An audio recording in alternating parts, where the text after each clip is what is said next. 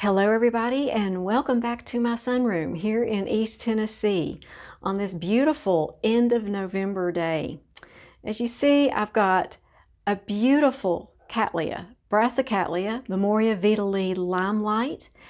She is in bloom. This is the second time she's bloomed for me in the year that I have had her. And then I've got my really pretty little Tolumnia Gyric Firm Red Devil. They're both in bloom right now. This little guy right here has been in bloom for 2 months. The blooms are still fresh. I can tell they're starting to get a little bit of age on them, but they're still very, very pretty. So I thought I would do a little bit of compare and contrast with Cattleyas and Tolumnias. Because when I first started growing Tolumnias, I received information from both of the suppliers that I've ordered Tolumnias from Kroll Smith and also from Hauserman Orchids, that the care was similar to a Cattleya. And that's true. But there are also some contrasts to the plants that I'd like to kind of just go over, because I believe that if you enjoy growing Cattleyas, if you can grow Cattleyas in your area, then you're really going to enjoy growing Tolumnias as well. Both of these are growing in New Zealand spag moss from my sponsor, the Orchid Supply Store. The Orchid Supply Store has everything you need to grow orchids. Everything that I get, all the supplies I get, are from the Orchid Supply Store. If you use my coupon code Amy, you get a 12% viewers discount when you place an order with them. And if you're in the continental United States, you get free shipping as well. As you see with both of these pots, I placed medium orchiata bark in this pot and some small in this pot, just so that the light doesn't cause the moss to form algae. I was having a lot of problems with algae a couple of years ago. With the humidity that we have here in East Tennessee now, I absolutely have to do that. And that's just a little hack that makes your life a lot easier. It just keeps that algae from forming on the top of your pots. As far as watering is concerned, I water them exactly the same. I water them when I can lift the pot and I can feel that it's very, very light in weight. That means there's no moisture left in the pot and they need to be watered. But I water them very much the same. Rarely ever in my environment here in East Tennessee do I have to water more than once a week with either of these. When my Cattleyas are in bloom, sometimes instead of a week, I'll go every 4 or 5 days. But I still keep the same schedule with my Tolumnias because they just don't dry out as fast. As far as light is concerned, these require more light. The Cattleyas are going to require more light, especially if you have like a Hawaiian Cattleya. Those require a lot of light. This one is in an eastern facing window with a halo light all its own. So it gets both natural light and it gets LED light. These I can grow just in LED lighting. They really don't have to have a bright window or anything, which I find amazing.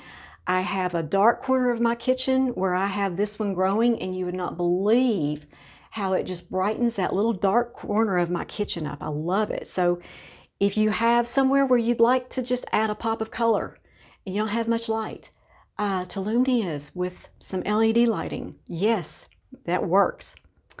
As far as fertilizing is concerned, they are different.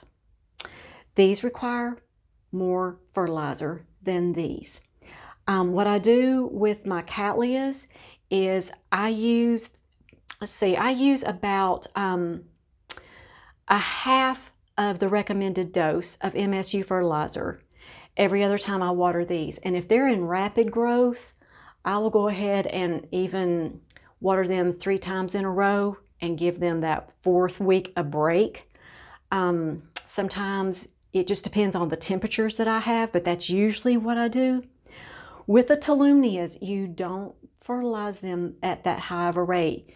You use the MSU at about 1/4 strength every other time. That's what I've been doing for a year, and they're growing really well. No signs of any nutrient deficiency at all. And let's talk about repotting. That's where these two also are not very much alike.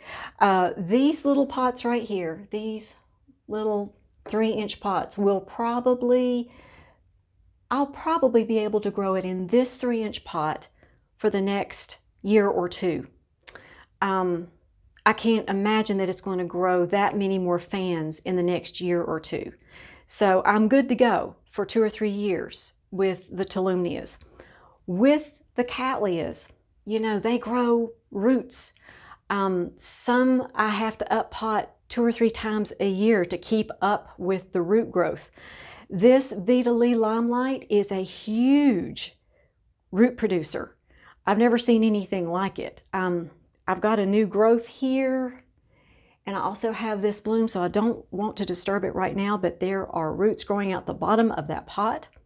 So the other thing that you need to keep in mind about repotting, by the way, is both of these have very sensitive roots. You don't want to lose roots from your Tolumnia.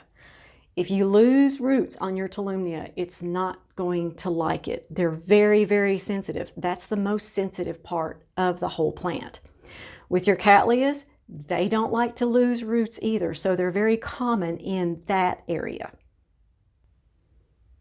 As far as temperatures are concerned, they are different. Most Cattleyas like being in 55 to 85 degrees Fahrenheit. That's about 13 to 29 Celsius. Tolumnias, they like it between 70 to 80 Fahrenheit. That's 21 to 27 Celsius. These I grow in my house. I have little windows where I have set up LED lighting for them in very low light situations. And then there's some that are in front of a window that receives a little bit of light. But of course, like I said, these receive a lot of light back here in my sunroom. That's probably the reason why when my Cattleyas are in bloom, I water them a little bit more, because they receive more light. Remember, the more light, the more sun they get, the more that medium's going to dry out, especially when they're blooming for the Cattleyas. Let's go over how long these stay in bloom. Okay, this Tolumnia Red Devil has been in bloom for 2 full months. I can't believe that, but those blooms have been pretty for 2 months. The Cattleyas usually last about 4 weeks. Not all of my Tolumnias have stayed in bloom quite that long, but I've noticed 6 to 8 weeks is about the time that they bloom. The Cattleyas, 4 and possibly 5 weeks is the amount of time that the blooms stay pretty. And the spikes on a Cattleya do not rebloom. Once this stops blooming, I will be able to just cut the bloom back to, well, right above the leaf. These I leave the spikes on them because supposedly there's a possibility that they can rebloom. I had another Tolumnia that actually branched from the primary spike, and I've got more blooms on it right now. So these can branch and rebloom from the same spike. So unless these turn brown all the way down, I just leave them on the plant.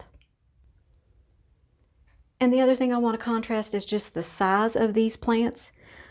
I have seen Cattleyas that were gigantic, that were grown as specimen plants that took up a whole room. I don't normally let my Cattleyas get that big. As you all know, I have some really large Cattleyas, but this is probably about as big as I'm going to let my Memoria Vitaly Limelight get. These little guys are just compact. They're not going to get a whole lot bigger than that. Probably the newer growth that I have might be, I don't know, maybe a little bit bigger than this. But as you see, they're just little. I've got him propped up on another pot. So you can see they're just very compact. You can fit them practically anywhere. I love these Tolumnias. The Cattleyas I love as well. They're just a little bit different in those ways. So I hope this video has been helpful to you all. Thank you all so much for watching. I appreciate you all so very much.